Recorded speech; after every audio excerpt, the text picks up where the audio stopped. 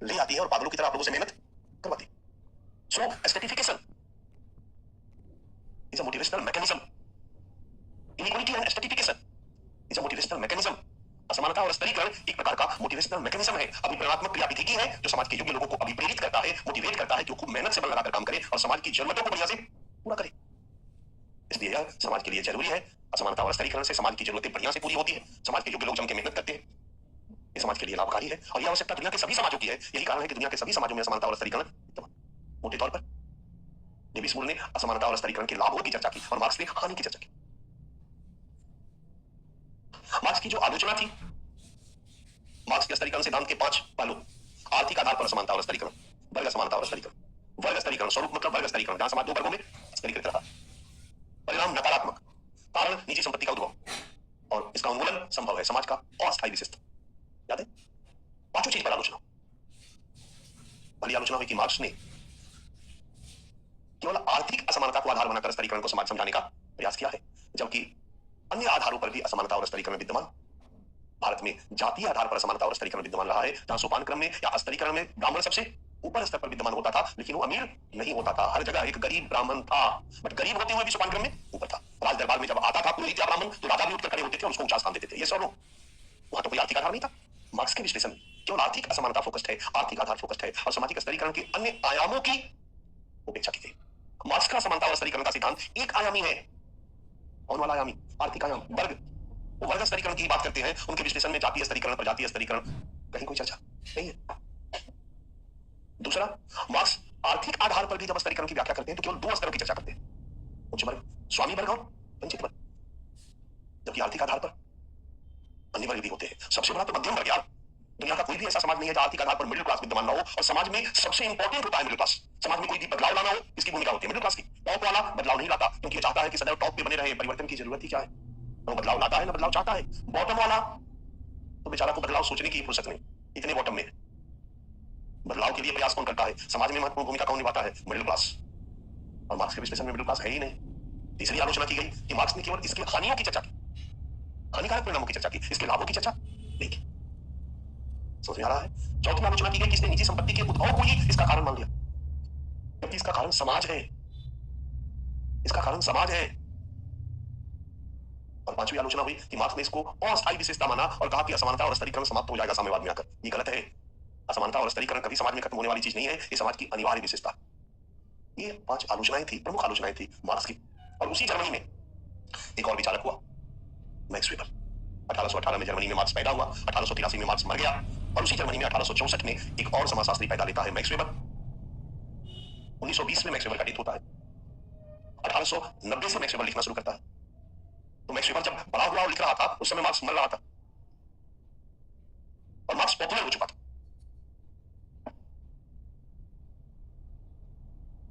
आपको कोई नहीं जानता है, आप प्रधानमंत्री के खूब गाली गलौज मीडिया में कर दो, आप पर 40-50 केस हो जाएगा, आपको जेल में ले जाया जाएगा और आप देश में पॉपुलर हो जाएंगे। आया ना? हो सकता है नेता भी बन जाए।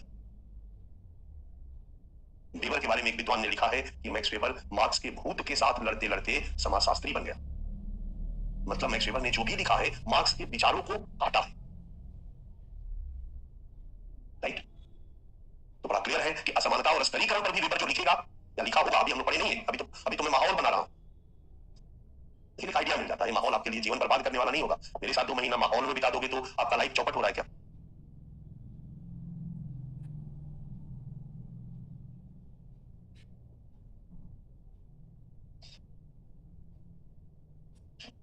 मैक्स वेबर ने मार्क्स के विचारों को जगह जगह खारिज किया, असमानता और स्तरीकरण के बारे में भी स्वीकार नहीं किया होगा, खारिज किया होगा, और खारिज करके अपना नया विचार दिया होगा। क्या दिया होगा हम लोग पढ़ेंगे, बट पहले मार्क्स का जान गए तो वेबर का पढ़ना हमारे लिए आसान हो जाएगा या नहीं हो जाएगा?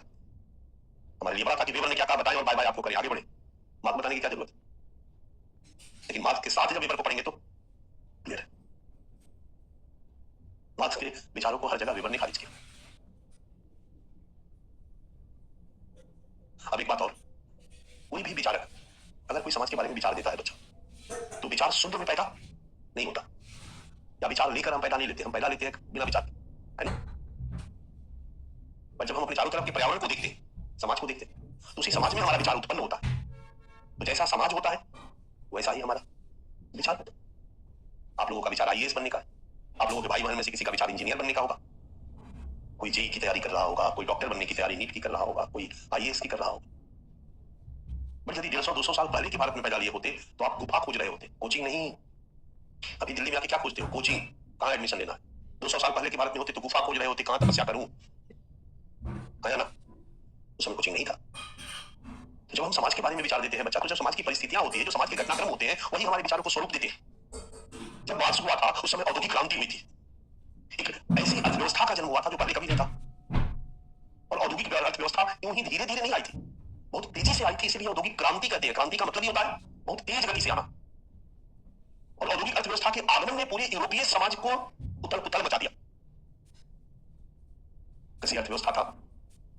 सामान्य भोजन की व्यवस्था थी, सामान्य रहन सहन था, सामान्य खान पान था, लोगों की जरूरतें वहीं से पूरी होती थी। औद्योगिक अर्थव्यवस्था ने, तीव्र औद्योगिकरण ने तो उपभोग की ढेर सारी वस्तुओं का उत्पादन कर दिया। अगर केवल बैलगाड़ी ही रहता तो आपकी महत्वाकांक्षा गाड़ी के चक्कर में तो नहीं होती, लेकिन गाड़ी बैलगाड़ी की जगह पर कार आ गया। और अब कार ही नहीं आया, नई किस्म का कार आ गया, वैरायटी का कार आ गया। तो औद्योगिकरण ने वस्तुओं के उत्पादन को बढ़ा दिया। इतना ज्यादा उत्पादन, इस वस्तुओं के उपभोग की इच्छा बढ़ गई। और जब उपभोग की इच्छा बढ़ गई तो बच्चे उपभोग कैसे कर पाओगे? ऐसा चाहिए ना। लेकिन अपनी इच्छाओं को पूरा करने के लिए धन जरूरी हो गया। परिणाम, समाज में धन का महत्व बढ़ गया। धन का महत्व बढ़ गया, इसका मतलब जिसके पास ज्यादा धन है वो बहुत सारी जो नई नई उपभोग की वस्तुएं उसका उपभोग कर सकता है। लोगों के लिए धन का महत्व बढ़ गया। यही कारण था मार्क्स ने धन को अपने विश्लेषण में सबसे महत्वपूर्ण स्थान दिया। मार्क्स ने कहा कि धन समाज की शक्ति का सबसे बड़ा स्रोत होता है। जिसके पास धन की शक्ति होती है ना, उसके पास सारी शक्ति होती है। तो ऐसी परिस्थितियां थी, मार्क्स ने कहा। बच्चा, दूसरी बात ध्यान दो। यही कारण है कि मार्क्स ने केवल आर्थिक आधार पर स्तरीकरण को समझाने का प्रयास किया, वर्ग समानता और स्तरीकरण को समझाने का प्रयास किया। दूसरी बात, ध्यान से सुनना मेरी बात को। मार्क्स के समय में जो औद्योगिक क्रांति हुई, औद्योगिक अर्थव्यवस्था का उद्भव हुआ, उस समय मशीनों का बहुत तीव्र विकास नहीं हुआ था। बड़ा बड़ा मशीन कुछ बना दिए गए थे। एक कारखाना में मशीन लगा दिया गया, एक आदमी आया, यदि सुबह में ऐसे बटन दबा दिया या हैंडल खींच दिया, घर घर घर घर घर घर घर मशीन चलने लगा। और उस कारखाना में 10,000 20,000 मजदूर उस मशीन पर काम करने लगे। यानी कारखाना में दो ही वर्ग था, कारखाना का मालिक,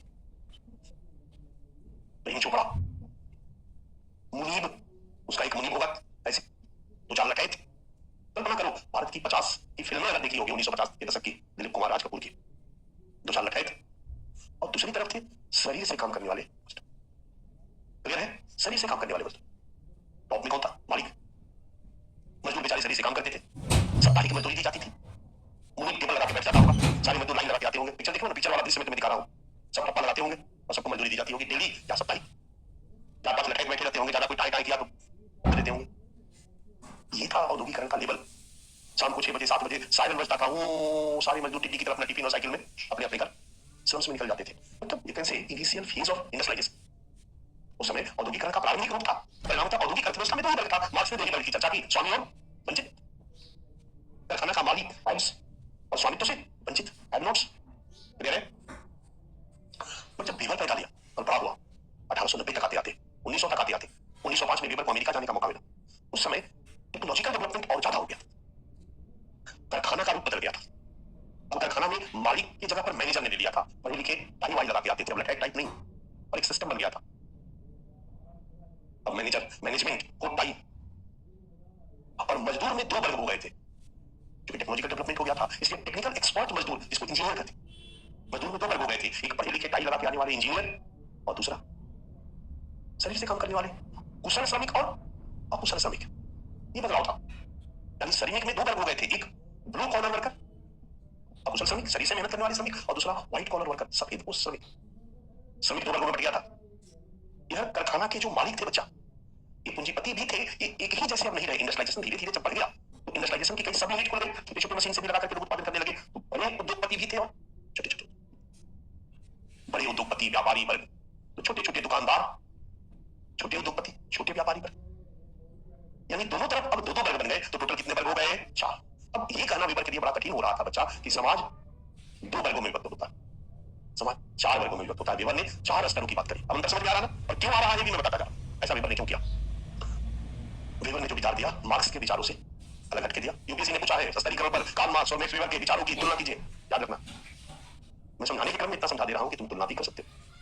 आधार पर तुलना करोगे, स्वरूप पर तुलना करोगे, कारण पर तुलना करोगे, यही सब कुछ करोगे ना जी। सुनो पहले मेरी। मार्क्स ने एक आयामी स्तरीकरण की चर्चा की। एक आयामी मतलब आर्थिक आधार पर, केवल single dimension, one dimensional stratification system. और मार्क्स ने कहा कि केवल और केवल समाज दो स्तरों में बटा होता है, केवल आर्थिक आधार पर स्तरों में बटा होता है, वर्ग असमानता के आधार पर स्तरों में बटा होता है। टॉप में स्वामी वर्ग होता है और बॉटम में वंचित वर्ग होता है। और जो आर्थिक क्षेत्र में स्वामी वर्ग है वही सामाजिक क्षेत्र में भी स्वामी वर्ग होता है, राजनीतिक क्षेत्र में भी स्वामी वर्ग होता है, शैक्षिक क्षेत्र में भी स्वामी वर्ग, हर क्षेत्र में स्वामी वर्ग वही होता है। और जो आर्थिक क्षेत्र में गरीब है, वंचित है, वो बेचारा हर क्षेत्र में वंचित होता है। ये है स्तरीकरण की एक आयामी व्याख्या, असमानता और स्तरीकरण की एक आयामी व्याख्या। ओके, मैक्स वेबर ने मार्क्स की इस एक आयामी व्याख्या को खारिज किया और कहा कि मार्क्स चाचा, समाज में असमानता और स्तरीकरण एक आयामी नहीं होता है, बहुआयामी व्यवस्था है। इसको हम एक आयामी आधार पर नहीं समझ सकते हैं। और इस संदर्भ में मार्क्स ने प्रमुखतः तीन आयामों की चर्चा की। तो मार्क्स का व्याख्या एक आयामी और वेबर की व्याख्या त्रिआयामी। ये दिखा देंगे, अभी हम लोग देखेंगे कि वेबर ने क्या कहा। ऐसा क्यों कहा वेबर ने, ऐसा त्रिआयामी क्यों दिखाया? क्योंकि वेबर ने पाया, वेबर के समय तक आते आते औद्योगिकरण के लगभग 100 साल बीत चुका था। औद्योगिक क्रांति कब हुई थी? 1750, पढ़ी हो ना, वर्ड इंग्लैंड में हुई थी। वेबर तक आते आते औद्योगिक क्रांति के 100 साल पार हो चुके थे। वेबर ने देखा कि इस औद्योगिक अर्थव्यवस्था में कई नए अमीर वर्ग सामने आए और जो पुराने अमीर थे उनकी जमीनें बिक गई। राइट, ये बड़ा गरीब हुआ करता था पहले, पुरानी व्यवस्था में किसी मजदूर था, बट मौका मिलते ही छोटा सा इंडस्ट्री लगाया, फिर उससे बड़ा किया और बड़ा करके इसके पास पैसा है, व्यापारी है, बिजनेसमैन है, पैसा है। और ये पुराने जमाने में सामंत था, सेना हुआ करती थी। लेकिन खेत बिक गया, रईसी में खेत बिक गया। ऐसे लोग होते हैं कि नहीं? पुराने कई ऐसे रईस हैं हमारे भारत में जिनकी पूरी जमीन रईसी में बिक गई। अभी भी वो दिखाते हैं, ये देखो रस्सा, क्या चीज का रस्सा? हाथी का रस्सा है। मेरे दादाजी के पास हाथी हुआ करता था, अब बिक गया है हाथी, खाली रस्सा बचा हुआ। बट वेबर ने पाया कि बावजूद इसके समाज में प्रतिष्ठा नए अमीरों की नहीं थी। प्रतिष्ठा में पैसा उसके पास तो नहीं था, लेकिन प्रतिष्ठा उसके पास थी। आज भी जब हम इंट्रोड्यूस करवाते हैं किसी को तो कहते हैं कि मिलिए इनसे, ये इनका घर राजस्थान में है, बीकानेर में है, और ये बहुत बड़े बिजनेसमैन है, खूब पैसा कमाए हैं, मिलिए इनसे, ये जोधपुर के महाराज के परिवार के हैं। जोधपुर के महाराज के परिवार के पैसा है कि नहीं है पूछने की जरूरत है क्या? महाराज के परिवार के हैं, उनके महाराज के बेटा हैं, इनका पूरा राजवाड़ा हुआ करता था। अब आज इसके उनके अकाउंट में कितना पैसा है मायने नहीं रखता। इतना कहे तो समझ लीजिए कि इनकी प्रतिष्ठा। ये शिक्षिका है, कॉलेज में पढ़ाती है, सोशियोलॉजी की टीचर है। और ये बेस्या है, वो तो नाम ही बेस्या है, कॉल गर्ल है। इसका रेट 1-1 लाख का 1-1 लाख है। 20-25 करोड़ इसके बैंक में है। शिक्षिका के बैंक में 20-25 करोड़ नहीं है, 20-25 2-4 लाख है। पैसे के मामले में कौन ज्यादा बड़ा? बेस्या। बट प्रतिष्ठा किसकी ज्यादा? समझ रहे मेरी बात? मैक्स वेबर ने यूरोप में ये चीज देखा कि पुराने रजवाड़े, पुराने सामंत गरीब होने के बाद भी प्रतिष्ठा के मामले में अमीर थे, ज्यादा प्रतिष्ठा उनके पास थी। और पुरानी व्यवस्था में नीचे वाले अमीर हुए थे, पैसा इनके पास चला। इसलिए वेबर का कहना था कि जरूरी नहीं है कि जो आर्थिक आयाम में ऊपर हो, सामाजिक आयाम में भी ऊपर। ये दोनों को एक में मिक्स करके नहीं देखना चाहिए। मार्क्स चाचा, आपकी बात आपके समय में सही हो सकती है, आज के समय में सही नहीं है। सामाजिक असमानता और स्तरीकरण एक बहुआयामी व्यवस्था है, इसका आर्थिक आयाम अलग है, सामाजिक आयाम अलग है। और लोकतांत्रिक राजनीतिक व्यवस्था में एक लोक राजनीतिक आयाम भी है, राजनीतिक आयाम अलग है। कोई एक आर्थिक आयाम में ऊपर है, जरूरी नहीं है कि वो सामाजिक आयाम में ऊपर हो। मायावती जब पहली बार विधायक बनी, एमपी बनी, मुख्यमंत्री बनी, राजनीतिक आयाम में ऊपर थी, लेकिन आर्थिक और सामाजिक आयाम में नीचे थी। या फिर कोई गरीब ब्राह्मण है, आर्थिक आयाम में वो नीचे, लेकिन सामाजिक आयाम में वो ऊपर है। उसी तरीके से अगर कोई जातीय सोपान में नीचे है, लेकिन पैसा कमाकर बहुत अमीर बन जाता है, तो आर्थिक आयाम में वो ऊपर है। तो जरूरी नहीं है कि जो एक आयाम में ऊपर है वही सभी आयाम में ऊपर। मार्क्स ने ऐसा ही कहा था ना। मार्क्स ने सबसे पहले इकोनॉमी को फोकस किया, फिर कहा कि इकोनॉमिक डायमेंशन में जो सबसे ऊपर होगा, बाकी में वही सबसे ऊपर होगा। वेबर ने कहा कि नहीं, इकोनॉमिक डायमेंशन में जो ऊपर है जरूरी नहीं है कि सभी में ऊपर है। हो सकता है सामाजिक में वो नीचे हो सकता है राजनीति में वो नीचे हो सकता है सामाजिक में जो ऊपर हो वो आर्थिक और राजनीतिक में नीचे हो, और हो सकता है जो राजनीति में ऊपर हो। इस तरीके से मैक्स वेबर ने मार्क्स के एक आयामी स्तरीकरण की जगह पर बहुआयामी या त्रिआयामी असमानता और स्तरीकरण को समझाने का, वेबर ने क्या बोला होगा तो मोटा मोटी समझ में आ गया होगा। अब हम लोग जब इस पर पढ़ेंगे लिखेंगे थोड़ा तो समझ में आएगा। यही है, बहुत ज्यादा नहीं है। चलिए सबसे पहले तो हम लोग हेडिंग डाल दिया आपने, इसका पृष्ठभूमि एवं उद्देश्य लिखते हैं, कैपिटल ए। वेबर के समय की पृष्ठभूमि क्या थी? आखिर वेबर ने असमानता और स्तरीकरण के बारे में जो भी विचार दिया, उस समय की क्या परिस्थितियां थी? बच्चा, जब भी हम परिस्थितियों की चर्चा करते हैं, दोनों तरह की परिस्थितियों की चर्चा करते हैं, सामाजिक और बौद्धिक। देखिए स्मॉल एक पृष्ठभूमि है।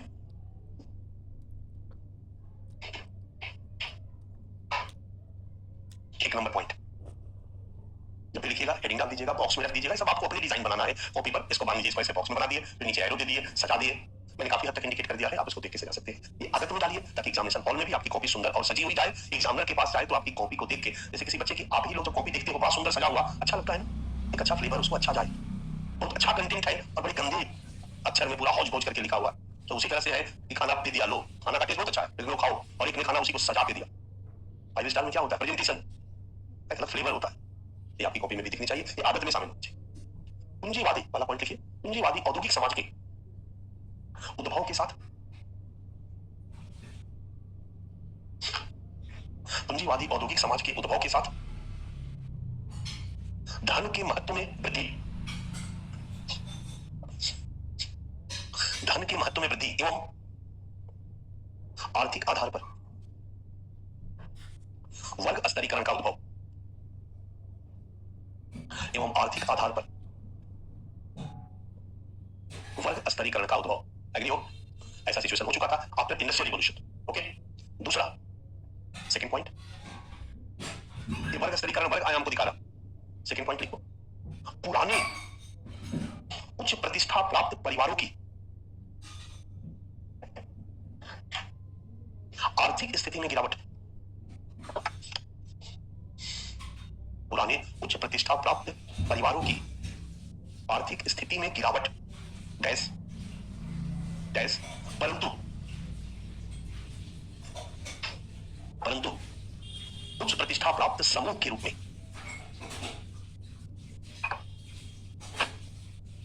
उच्च प्रतिष्ठा प्राप्त समूह के रूप में उनका महत्व बरकरार।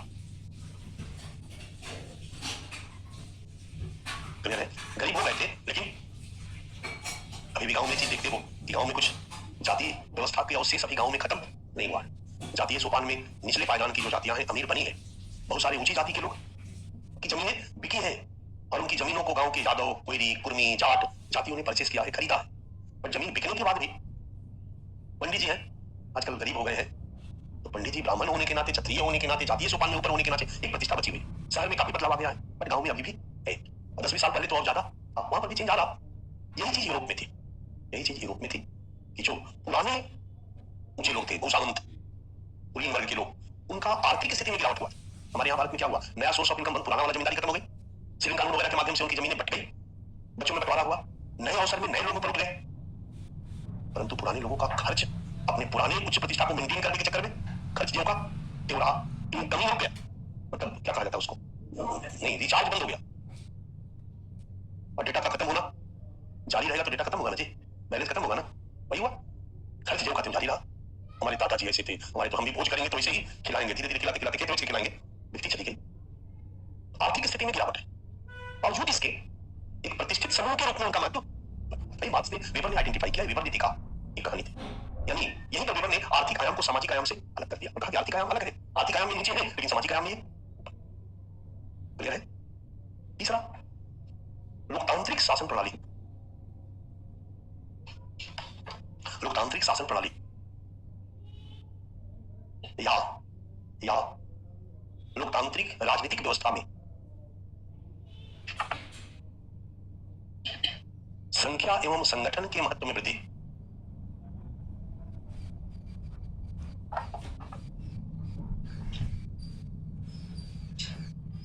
समाज में एक पहलू था पैसा वाला, दूसरा पहलू था प्रतिष्ठा वाला, एक और नया चीज आया था उस समय, यूरोप में डेमोक्रेसी आ गई थी और डेमोक्रेसी में संख्या और संगठन का इंपॉर्टेंस बढ़ गया था, यानी समाज में या राज्य में जिनकी आबादी बहुत ज्यादा होगी और यदि वो संगठित है तो उनकी पूछ ज्यादा होगी या सत्ता को प्राप्त करने में वही सफल होंगे। आज भी भारत में, आप एक सिंपल एग्जांपल मैं आपको देता हूं, राजस्थान में बहुत पहले एक आंदोलन हुआ था, गुर्जर आंदोलन, सुनिए, और गुर्जरों को आरक्षण देना पड़ा, वो आरक्षण के लिए मांग कर रहे थे, सरकार को देना पड़ा, जबकि गुर्जर राजस्थान में मजबूत पोजीशन में, जाट हरियाणा में मजबूत पोजीशन में, पाटीदार गुजरात में मजबूत पोजीशन में, संख्या भी ज्यादा है और आर्थिक संसाधनों पर भी उनका नियंत्रण ज्यादा है। ये सारा खेत एक सक जातियां हैं, ये सारी जमीन खरीद कर बैठे हुए, लेकिन जब ये आरक्षण आंदोलन करेंगे तो सरकार हिल जाएगी। क्यों? इनका संख्या बल ज्यादा है। सरकार को डर होगा कि अगर इनका बात नहीं मानेंगे तो अगली बार वोट इनका नहीं मिलेगा और सत्ता से हम बाहर हो जाएंगे।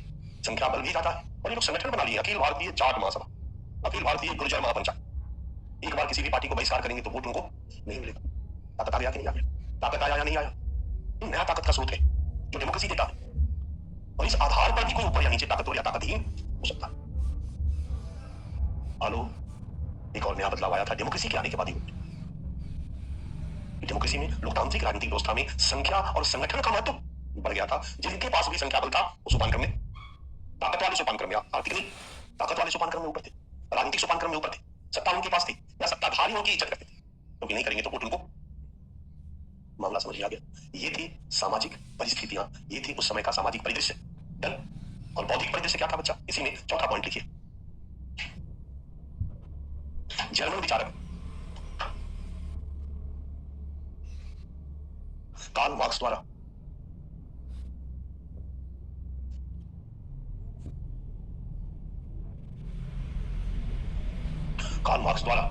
सामाजिक स्तरीकरण का आर्थिक आधार पर जो जो ब्लू में लिखा है बच्चा उसको अंडरलाइन कर दे। ब्लू मैंने इसलिए दिया है क्योंकि बाद में मुझे कहना नहीं पड़े, बिना कहे समझ जाओ, उसको अंडरलाइन करना ताकि रिवीजन करते समय उस पर आप फोकस्ड हो, उस लाइन पर। आर्थिक आधार पर एक आयामी एवं नकारात्मक विश्लेषण।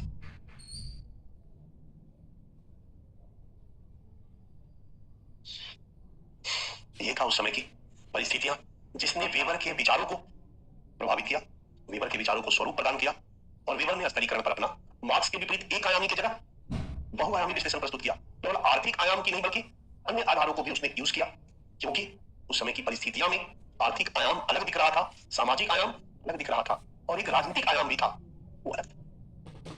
ओके, क्लियर है यहां तक? स्मॉल बी,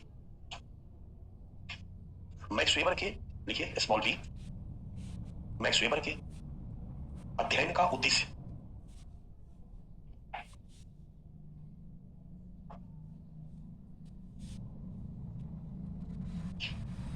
हम लोग 3 उद्देश्य लिख दे तो कोई शक? उसी तरह से अंडरलाइन करके नीचे की तरफ पहले 2 पहला उद्देश्य लिखो सामाजिक स्तरीकरण की घटना का विश्लेषण प्रस्तुत करना, सामाजिक स्तरीकरण की घटना का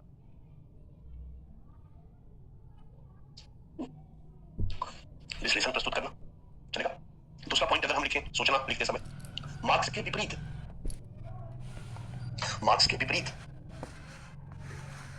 स्तरीकरण के बहुआयामी स्वरूप को दर्शाना। चलेगा? स्तरीकरण के बहुआयामी स्वरूप को दर्शाना, जो मार्क्स बेचारे नहीं दर्शा पाए थे, वो केवल एक आयामी दिखा पाए थे। और एक तीसरा भी उद्देश्य लिख लो,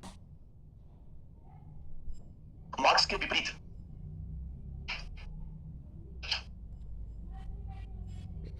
पूंजीवादी समाज के बारे में,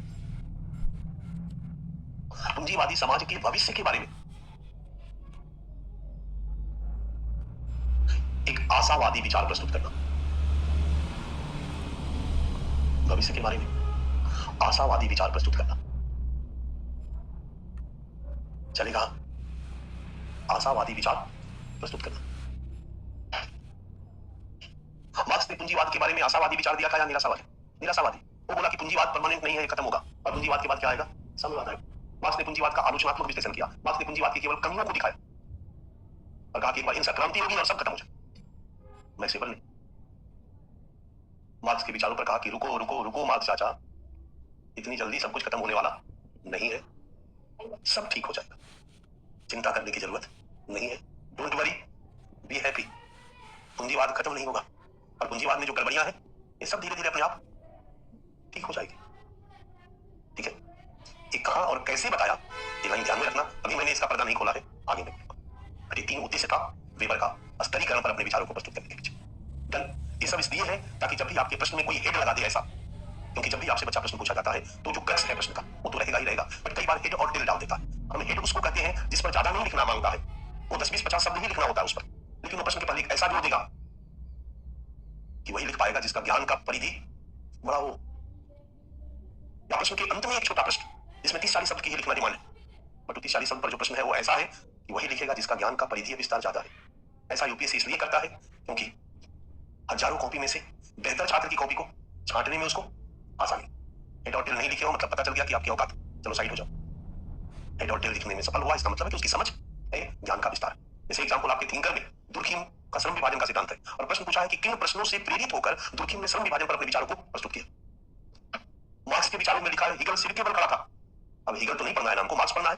अब बच्चा हीगल नहीं पढ़ेगा तो हीगल के बारे में जानता भी नहीं, हीगल बीच में लटका दिया अगर तो कलम रुक जाएगी। तो हमारा पृष्ठभूमि और उद्देश्य के पीछे पर्पस है कि कहीं अगर कुछ हेड टेल लगाए तो हमें उन परिस्थितियों पर चर्चा करने में हमारे पास 10-20 शब्द हो कि हम लिख सकें। अब असली है वेबर का विचार, तो आप हेडिंग डालिए कैपिटल बी, सामाजिक स्तरीकरण के बारे में मैक्स वेबर का विचार।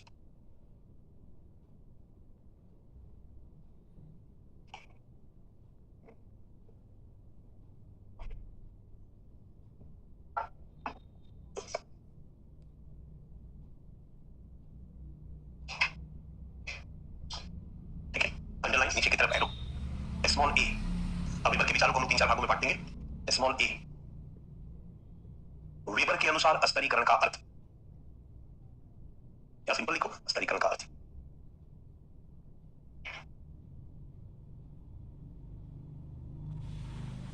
वेबर के अनुसार स्तरीकरण का अर्थ,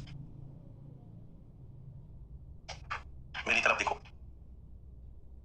मार्क्स ने कहा है कि आर्थिक असमानता के आधार पर समाज में ऊंच नीच का जो भेदभाव है उसी को हम स्तरीकरण कहते हैं, है ना। आर्थिक असमानता के आधार पर मैक्स वेबर ने आर्थिक असमानता की जगह शक्ति की असमानता शब्द का इस्तेमाल किया।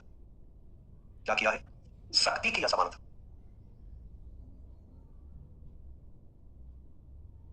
मार्क्स कहता है कि समाज में आर्थिक संसाधनों का बराबर वितरण नहीं होता है, किसी के पास ज्यादा और किसी के पास कम। इस आधार पर समाज 2 वर्गों में बटा होता है, स्वामी और वंचित। स्वामी ऊपर, वंचित नीचे, फलतः समाज 2 स्तरों में विभक्त हो जाता है, स्वामी और वंचित के वर्ग स्तरीय। मैक्स वेबर कहते हैं समाज में शक्ति का वितरण बराबर नहीं होता। मैक्स वेबर आर्थिक की जगह शक्ति शब्द को यूज करते हैं, पावर। शक्ति का वितरण बराबर नहीं होता समाज में, किसी के पास अधिक शक्ति होती है और किसी के पास कम शक्ति होती है। समझ में आ रहा है? शक्ति क्या है भाई?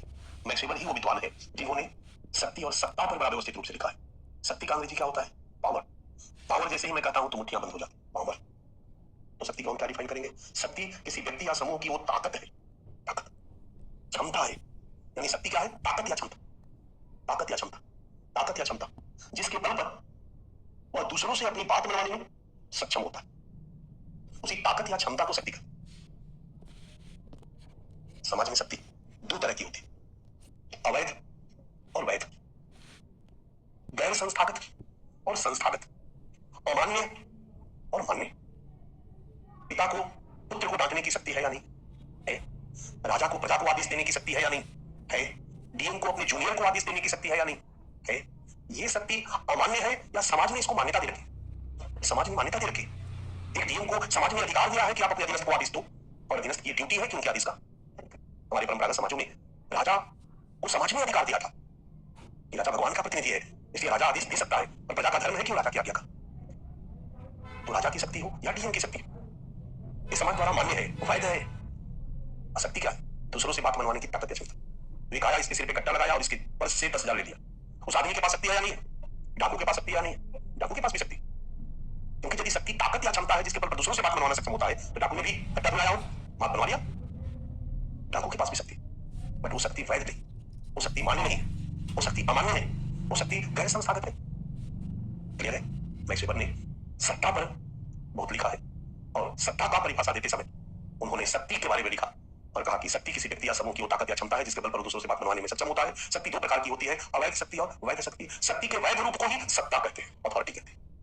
शक्ति के संस्थागत रूप को ही सत्ता कहते हैं, अथॉरिटी कहते हैं। ठीक है? और संस्थागत शक्ति के और समान वितरण जब समाज में होता है तो सामाजिक असमानता है।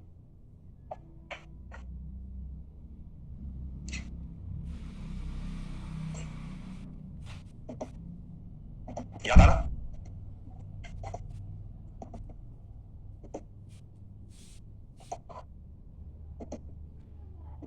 इसमें मैंने अभी बताया 3 तरह के लोग हैं, हाँ या ना?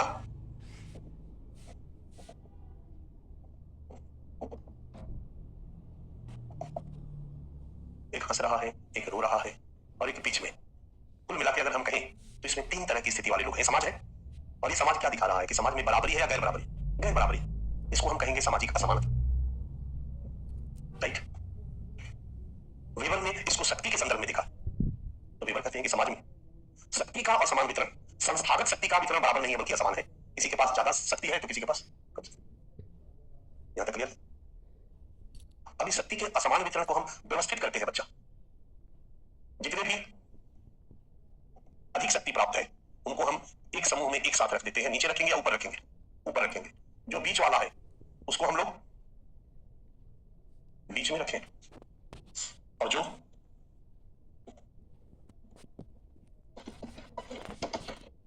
समाज ऐसे ही है या स्तरीकृत हो गया? स्तरीकृत हो गया, 3 स्तरों में बट गया। यहां पर हमने किया क्या? हमने उसी सामाजिक असमानता को व्यवस्थित कर दिया। सामाजिक असमानता को व्यवस्थित तरीके से सजा दिया। सारे अधिक प्राप्त शक्तिशाली लोगों को एक साथ कर दिया, सारे कम शक्ति प्राप्त को एक साथ कर दिया, मध्यम वाले को एक ग्रुप में बना दिया, 3 समूहों में बांटा और तीनों समूहों को सोपान क्रम में रख दिया। ऊपर नीचे पूरा समाज 3 स्तरों में बट गया। यही है सामाजिक स्तरीकरण। आई रिपीट, यही है सामाजिक स्तरीकरण। यानी सामाजिक स्तरीकरण सामाजिक असमानता का क्या है? व्यवस्थित रूप है। सामाजिक असमानता को जब व्यवस्थित कर दिया जाता है तब समाज स्तरों में विभक्त हो जाता है। उसी को हम सामाजिक स्तरीकरण कहते हैं। सामाजिक असमानता को जब संरचित कर दिया जाता है, स्ट्रक्चर्ड फॉर्म में रख दिया जाता है, तो समाज कुछ स्तरों में व्यवस्थित हो जाता है। उसी को हम सामाजिक स्तरीकरण कहते हैं। मैक्स वेबर के अनुसार समाज में शक्ति का वितरण असमान होता है और शक्ति के असमान वितरण को जब व्यवस्थित रूप दे दिया जाता है, जब व्यवस्थित स्वरूप में रख दिया जाता है, तो इसी को हम सामाजिक स्तरीकरण। घुमा के बातें वही है बच्चा जो अभी तक हम लोग पढ़ते आए हैं। हमारे कुछ नए बच्चे बीच में आए, कोई दिक्कत नहीं। वो समझेंगे कि जो अगला क्लास शुरू होगा उनके लिए वो क्लास स्टार्टिंग मानी जाएगी। अभी उनको समझने में थोड़ी दिक्कत हो रही होगी, लेकिन जो हमारा इस क्लास के बाद जो नया क्लास चलेगा कल इसका तो भी कंटिन्यू चलेगा, कल के बाद से तो फिर उनके लिए वो नया होगा, वहां उनको दिक्कत नहीं होगी, लेकिन फिर भी वो मोटा-मोटी वो समझ पा रहे होंगे। तो वेबर का परिभाषा क्लियर हो गया। लिखिए, वेबर के अनुसार स्तरीकरण का अर्थ। परिभाषा रटने से नहीं आता है बच्चा, परिभाषा समझने से आता है। और जब समझ जाओगे तो अपनी भी परिभाषा बना लोगे, रटे रहोगे और जहां रुक गए वही तुम्हारी गाड़ी एग्जामिनेशन हॉल में।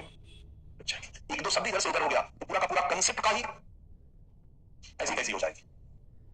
ठीक है, बट अंडरस्टैंडिंग रहेगा तो कहीं भी तुम्हारा कंसेप्ट नहीं लड़खड़ाएगा। अब अपनी से भी परिभाषा दे सकते हो। ऐसे सामने लिखा हुआ है, मानव समाज में संस्थागत शक्ति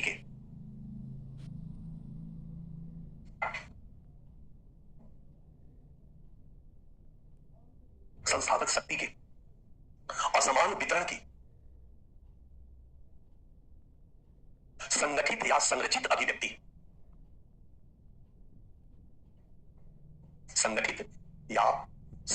अभिव्यक्ति, ब्रैकेट में व्यवस्थित स्वरूप को,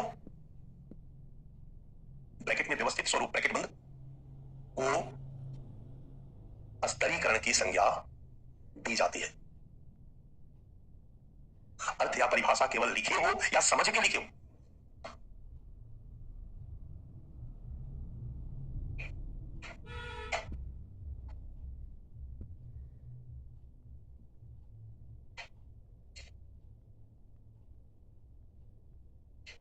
चलेगा।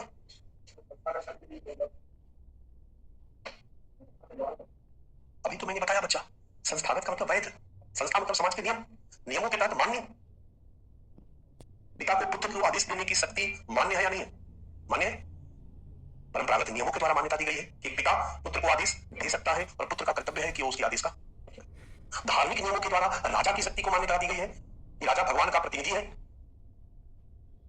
इसलिए राजा को अधिकार है कि वो अपने प्रजा को आदेश दे, और प्रजा का धर्म है, धार्मिक कर्तव्य है कि उसके आदेश का। तो धर्म प्रधान समाज में धर्म ही नियमों का स्रोत होता है।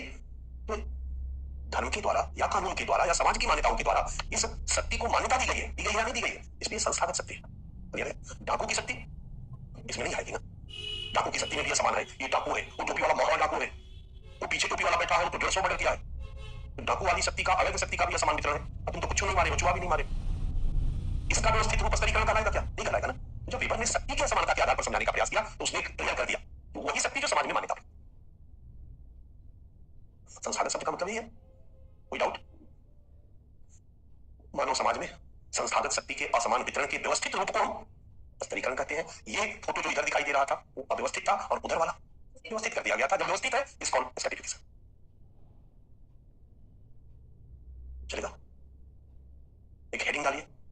पी, अर्थ क्लियर हो गया ना, स्मॉल पी। वेबर के अनुसार संस्थागत शक्ति के स्रोत, वेबर के अनुसार संस्थागत शक्ति के स्रोत, हेडिंग डाल दो, अंडरलाइन करो, नीचे की तरफ छोटा सा एरो दे दो। शक्ति क्लियर है, पहले मेरी तरफ देखो, वेबर को भूल जाओ।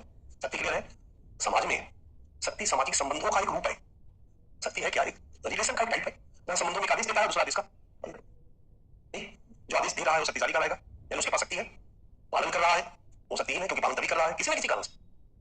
शक्ति किसी व्यक्ति या समूह की वो ताकत या क्षमता होती है जिसके बल पर दूसरों से अपनी बात मनवाने में सक्षम हो। हमारे पास शक्ति है क्योंकि मैं दूसरों से अपनी बात मनवाने में सक्षम हूं, परंतु परंतु शक्ति का स्रोत अलग अलग होता। मेरी बातें सारी इसलिए मानते हैं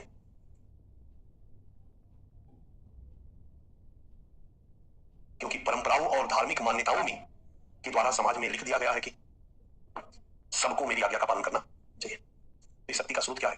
समाज के परंपरागत नियम, मान्यताएं, है ना। एक और कंडीशन,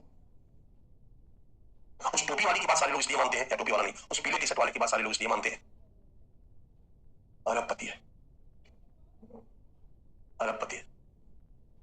लोगों को लगता है कि जैसे ही मानेंगे कुछ ना कुछ मिलेगा। मैं आपको अपनी दो बहनों की बात बता रहा हूं। मेरी एक बड़ी बहन है, 4 बहनें हैं मेरी, मैं इकलौता। एक जो मुझसे बड़ी है गांव में आती है, तो उसको विदा करने जब गांव से उड़ीसा संबलपुर जाती है तो 20, 25, 30, 40 लोग आ जाते हैं। जो समय के हमारे उम्र के छोटे लोगों की दीदी हुई और उनके बच्चों की बुआ हुई, नहीं तो बुआ दीदी रिश्ता जोड़ के हम ब्रिटिश पकड़ा देते हैं, हमें चढ़ा देते हैं, हमें चढ़ा देते हैं, हम तो टोनी बुलाए हैं। पता है क्यों? क्योंकि पता है कि सबको विदाई में कुछ ना कुछ पकड़ा के जाएंगे। हमारे यहाँ परंपरा रही है कि बड़े जब जाते हैं तो छोटों को कुछ ना कुछ देखे जाते हैं, और सबको कुछ ना कुछ देखे जाती है, तो 40-50 लोग चले जाते हैं। और जो मेरी सबसे बड़ी बात ऑनलाइन में सुन लेगी तो मेरा जान मार देगी। वो जब कहीं जाती है तो जो दिखता है ना कोई, वो भी धीरे से कट लेता है कि झूठ मूठ का ब्रीफकेस चढ़वाएंगी, सब करवा करके थैंक यू बेटा बोल के छोड़ देंगे। मीठा बहुत बोलती है, बहुत प्यार वाला भाषा बोलती है, सब करवाती है अच्छा से प्यार से थैंक यू बोल देंगे। कोई उनकी बात, कोई उनको छोड़ने नहीं जाता है, दिख गया तो धीरे से कट लेता है। ये बताओ कि धन में शक्ति है कि नहीं, बात मनवाने की क्षमता है कि नहीं? वेबर कहते हैं कि पैसा भी शक्ति का एक स्रोत है। जिसके पास पैसा है वो पैसे के बल पर भी इतना सक्षम है, क्षमतावान हो जाता है कि दूसरों से अपनी बात। तो धन का एक स्रोत हो गया समाज, है ना, समाज की मान्यताएं, नियम, परंपराएं। धन का, शक्ति का दूसरा स्रोत हो गया एटीएम बन गया, वो एसपी बन गया। एसपी बन गया तो नीचे वाले सारे लोग उसके आदेश का पालन करेंगे। शक्ति आया या नहीं आया इसके पास? इसकी शक्ति का क्या स्रोत है? जल्दी बोलो। कानून, कानून। इसकी शक्ति को कानून के द्वारा मान्यता दी गई। इसकी शक्ति का स्रोत कानून है, भारत का कानून है। इस कानून के तहत आपने इंस्पेक्टर के रूप में ज्वाइन किया, उसने एसपी के रूप में ज्वाइन किया, उसमें लिखा हुआ है कि वो आदेश देगा, ये उसका अधिकार है और आपको आदेश का पालन करना होगा, ये आपकी ड्यूटी है। तो उसकी शक्ति का स्रोत कानून है या नहीं? वो पीछे वाला जो टोपी वाला है उसकी बात भी सारे लोग मानते हैं, क्योंकि अब तक 56 लोगों को ऊपर पहुंचा चुका है। बाहुबल, बाहुबल शक्ति का स्रोत है या नहीं? जवाब दो। बाहुबल भी शक्ति का स्रोत है। इसके बल पर भी लोग अपनी बात को मनवाने में सक्षम होते हैं। आजकल कुछ नए विचारक, पिछले 20-25 सालों में कुछ नए विचारक उभर कर सामने आए हैं। डेरिडा है, फूको, कई विद्वान हैं जो आजकल एक नए शक्ति के स्रोत की चर्चा करते हैं, नॉलेज पावर, ज्ञान की शक्ति। जिसके पास नॉलेज है वो ज्ञान के बल पर भी वो पावर को गेन कर लेता है, लोग उसकी बात मानते हैं। कुछ विद्वानों ने ख्याति को भी, अभी हमारा क्लासरूम का गेट खुलेगा, ओके, इसको बुलाओ, जल्दी बोलो। कैटरीना कैफ, कैटरीना कैफ एंट्री करेगी, सलमान खान एंट्री करेगा, बोलेगा हेलो गाइस, कम ऑन, चलो चलते हैं इंडिया गेट। मेरा लास्ट सोशियोलॉजी पढ़ाऊं, कोई नहीं बचेगा। सारे लोग उसकी बात मान लेंगे या नहीं मान लेंगे? सारे लोग उसकी बात मान करके इंडिया गेट चले जाएंगे। अरे तू सलमान खान बुला तो चल के भागेंगे। तो ऐसे लोग, शक्ति किसी व्यक्ति या समूह की वो ताकत या क्षमता है जिसके बल पर वो दूसरों से अपनी बात मनवाने में सक्षम होता है। सलमान खान ने आप लोगों से अपनी बात मनवाने में सक्षम हुआ, उसकी शक्ति का स्रोत क्या है? उसकी ख्याति, उसकी प्रश्न है या नहीं है? है या नहीं? ये भी एक शक्ति का स्रोत है। तो शक्ति के कई स्रोत होते हैं। मैक्स वेबर ने कहा कि शक्ति के असमान वितरण के आधार पर कहा जो समाज में उसका व्यवस्थित रूप है वही स्तरीकरण कहलाता है। और शक्ति के मुख्यतः 3 स्रोत आज विद्यमान है। वेबर के अनुसार संस्थागत शक्ति के स्रोत, अभी लिखा है ना आपने, हेडिंग डाल दिया है। शक्ति के स्रोत भी लिखोगे तो अंडरस्टूड है, संस्थागत शक्ति के स्रोत भी लिखोगे तो अंडरस्टूड है। 3 स्रोत लिखो ऐसे।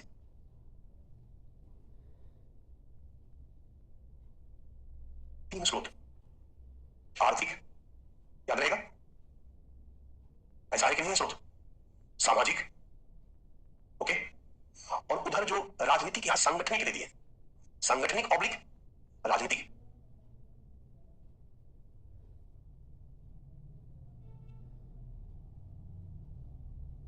इसके पास ढेर सारा पैसा है बच्चा, वो शक्तिशाली है और शक्ति का स्रोत पैसा है, आर्थिक है ना।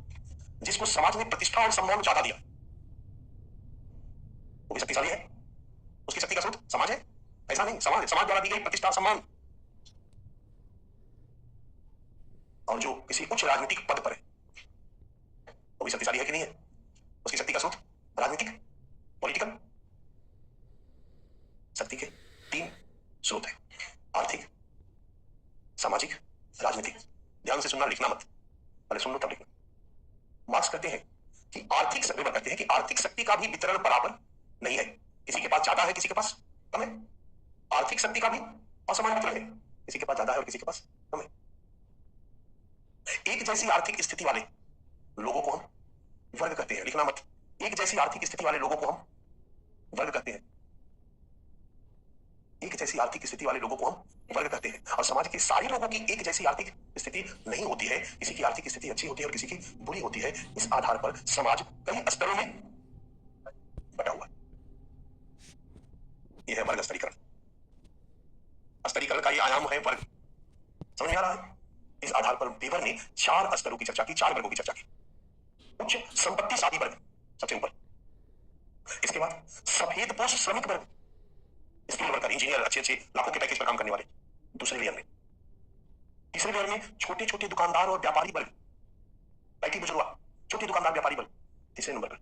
और सबसे नीचे अकुशल श्रमिक, जो बेचारे मैनुअल वर्कर, जो शरीर से मजदूरी करते हैं कारखाना में। चालू का स्तर अलग अलग है या नहीं, इंजीनियर टाइप मजदूर और अकुशल श्रमिक बराबर नहीं हो सकते हैं ना। एक इंजीनियर है जो 1 करोड़ के पैकेज पे काम करता है, वो भी मजदूर है, वो स्किल वर्कर है। और उसी कारखाना में एक मजदूर है, वो भी मजदूर ही कहलाएगा, लेकिन उसकी सैलरी तो बेचारे की 20,000 है। 20,000 महीना और 20 लाख महीना, दोनों में अंतर होता है कि नहीं होता? दोनों को बराबर कैसे कर सकते? एक अंबानी है जिसकी कई फैक्ट्री है और ये भी कारखाना का मालिक है। क्या है भाई? ये कारखाना मशीन लगाया है, वाशर बनाता है, 5 मजदूर रख करके वाशर बनाता है, वाशर लाद के स्कूटर पे सप्लाई करता है, ये भी कारखाना का मालिक है। लेकिन अंबानी और इसको बराबर नहीं रखेंगे तो मजदूर वर्ग भी 2 भागों में बट गए, कुशल श्रमिक, अकुशल श्रमिक, और पूंजीपति भी 2 भागों में बट गए, बड़े पूंजीपति और छोटे छोटे दुकानदार और व्यापारी वर्ग। बड़ा तर्कसंगत डिवीजन मार्क्स से कहीं बेहतर है या नहीं है? अगर देखोगे तो व्यापारिक जगत के लिए बहुत ही इस तरह से वेबर करते हैं कि इस आधार पर भी, वर्ग के आधार पर भी समाज 4 स्तरों में। डन। सामाजिक स्तरीकरण का शक्ति का दूसरा स्रोत है सामाजिक। सामाजिक का मतलब हुआ प्रतिष्ठा और सम्मान आपको कहां से मिलता? समाज देता, समाज देता। अब समाज में सबको प्रतिष्ठा और सम्मान का वितरण बराबर है या गैर बराबर? बोलो, गैर बराबर। यानी प्रतिष्ठा और सम्मान के वितरण के संदर्भ में भी समाज में असमानता है, इसका स्रोत समाज है। इसको भी ग्रुपिंग करते हैं, एक को जिसको अधिक प्रतिष्ठा और सम्मान मिला हुआ है, एक को जिसको कम, इसको कम। जैसे एक जैसी आर्थिक स्थिति वाले लोगों के समूह को क्या कहते हैं? उस तरह से एक जैसे प्रतिष्ठा और सम्मान प्राप्त व्यक्तियों को क्या कहते हैं? परिस्थिति समूह। मैक्सवेल ने कहा परिस्थिति समूह, स्टेटस ग्रुप।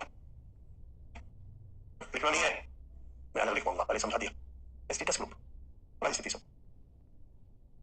और परिस्थिति समूह के आधार पर भी समाज कई ग्रुप में बटा हुआ है। उच्च परिस्थिति समूह मतलब अधिक प्रतिष्ठा और सम्मान प्राप्त व्यक्तियों का समूह, उससे कम प्रतिष्ठा और सम्मान प्राप्त व्यक्तियों का समूह, उससे कम प्रतिष्ठा और सम्मान प्राप्त व्यक्तियों का समूह। तो परिस्थिति समूह का सोपान बना के नहीं बना। आर्थिक आधार पर वर्ग स्तरीकरण का एक प्रमुख आयाम है, सामाजिक आधार पर परिस्थिति समूह स्तरीकरण का एक प्रमुख आयाम है, और दोनों आधार पर स्तरीकरण का रूप अलग अलग है। वर्ग स्तरीकरण अलग है एक ही समाज में, और प्रतिष्ठा और सम्मान में अंतर के आधार पर स्तरीकरण अलग है। मैक्सवेल ने इसका उदाहरण दिया है भारत की जाति स्तरीकरण व्यवस्था। ब्राह्मण ऊपर इसलिए था क्योंकि उसके पास प्रतिष्ठा और सम्मान समाज ने ज्यादा दिया, इसलिए ब्राह्मण उच्च परिस्थिति समूह था, शूद्र सबसे निम्न परिस्थिति समूह थे, और बीच में ये वाला जो स्तरीकरण है वो प्रतिष्ठा और सम्मान में अंतर के आधार पर। और ब्राह्मण इसी प्रतिष्ठा और सम्मान के आधार पर शक्तिशाली था कि नहीं था? शक्ति उसके पास था, लोग उसकी बात मानते थे। एक आयाम ये है, राइट।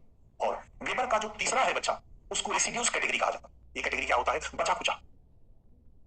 उन्होंने कहा कि आधुनिक लोकतांत्रिक राजनीतिक व्यवस्था में राजनीतिक या संगठनिक भी एक स्रोत है शक्ति का। अगर आपके पास संगठन है, संगठित है आप, तो आप शक्तिशाली हो गए, क्योंकि संगठित है तो आपसे सरकार भी डरेगी। या संख्या बल आपके पास ज्यादा है, या सत्ता में आप ऊपर है, तो शक्ति का एक स्रोत राजनीतिक या सांगठनिक भी, और एक जैसी राजनीतिक शक्ति प्राप्त करने वाले लोगों के समूह को दल, इसके लिए उसने नाम दिया क्या, दल। और इसके आधार पर भी समाज में अस्तर है या नहीं है, सत्ताधारी दल और सत्ता विहीन है या नहीं है। एक वो समाज के लोग जिनके पास पॉलिटिकल पावर है, और समाज के एक वे लोग जिनके पास पॉलिटिकल पावर नहीं है। मार्क्स ने इसमें एक उदाहरण दिया जाति व्यवस्था को, दूसरा दिया दक्षिण अफ्रीका का प्रजाति स्तरीकरण, जहां पर समाज 4 प्रजाति समूहों में बटा था। सबसे उच्च प्रतिष्ठा और सम्मान प्राप्त प्रजाति श्वेत, जिसको सबसे अधिक प्रतिष्ठा और सम्मान मिला हुआ था, ये सबसे उच्च परिस्थिति समूह था वहां के लिए। उससे नीचे इंडियन एशियाई लोग, सांवले वाले, उससे नीचे ब्लैक, श्वेत को, श्वेत से भी कम एक प्रतिष्ठा प्राप्त समूह था, वो थे रेड, यानी जो दक्षिण अफ्रीका के नहीं थे बट अफ्रीकन नहीं थे, तांबा टाइप का उनका रंग होता था, कलर्ड पीपल। मैक्सवेल ने पाया वहां पर कि 4 को अलग अलग सबसे अधिक अधिकार या प्रतिष्ठा सम्मान श्वेत को मिला हुआ है, इसके बाद एशियाई लोगों को, ब्लैक को सबसे कम मिला हुआ है, और कलर्ड पीपल को यहाँ पर तो कोई पूछता ही नहीं, वैल्यू ही नहीं है, सबसे निम्न प्रतिष्ठा और सम्मान प्राप्त व्यक्तियों का समूह है, यानी सबसे निम्न परिस्थिति समूह है। तो उच्च परिस्थिति समूह, निम्न परिस्थिति समूह, बीच। इस तरीके से मैक्स वेबर ने मार्क्स के एक आयामी स्तरीकरण व्यवस्था के विपरीत एक बहुआयामी विश्लेषण प्रस्तुत किया, और उसने कहा कि जरूरी नहीं है कि समाज में जो आर्थिक क्षेत्र में ऊपर है वो सभी क्षेत्र में ऊपर है। उदाहरण मैंने आपको दिया वेश्या, वेश्या आपने यहां पर कहां रखोगे, ऊपर या नीचे? अमीर वेश्या, अरबपति वेश्या, 50 करोड़ वाली वेश्या जिसके बैंक में 50 करोड़, यहां ऊपर होगा, यहां पर उसको कहां रखोगे? समझ में आ रहा है मेरी बात? हमारी जाति व्यवस्था में एक दलित जाति है, और संख्या बल का लाभ उठाकर, संगठन का लाभ उठाकर चुनाव जीत करके वो मंत्री बन जाता है। इस आयाम में वो कहां है? इस आयाम में वो कहां है? इस आयाम में वो गरीब है। वेबर कहते हैं कि स्तरीकरण व्यवस्था एक आयामी नहीं होती। मार्क्स कहते थे जो आर्थिक रूप में ऊपर है सब क्षेत्र में ऊपर है। वेबर का कहना था कि ऐसा नहीं है, स्तरीकरण व्यवस्था बहुआयामी होती है। जो एक क्षेत्र में ऊपर होता है जरूरी नहीं है कि दूसरे क्षेत्र में ऊपर। जो आर्थिक क्षेत्र में ऊपर है हो सकता है वो सामाजिक क्षेत्र में नीचे हो सकता है राजनीतिक क्षेत्र में ऊपर। हाँ, एक बात जरूर है कि जो एक क्षेत्र में ऊपर होता है वो बाकी क्षेत्र में भी अपने को ऊपर उठाने का, एक दलित जब मंत्री बन जाएगा तो पैसा कमाने का भी प्रयास करेगा, दान वान दे के, जागरण वगैरह करा करके प्रतिष्ठा और सम्मान प्राप्त करने का भी करता या नहीं करता। इससे आगे का क्लास हम कल करेंगे, टाइम हो गया, ठीक है, और कल इसको कंप्लीट कर देंगे। समझ में आया या नहीं आया? क्लियर है? कोई दिक्कत नहीं है? कल बाकी हम लोग इसको पूरा करेंगे। So thank you. ऑनलाइन कल मिलते हैं हम लोग, ऑनलाइन ऑफलाइन, ठीक है।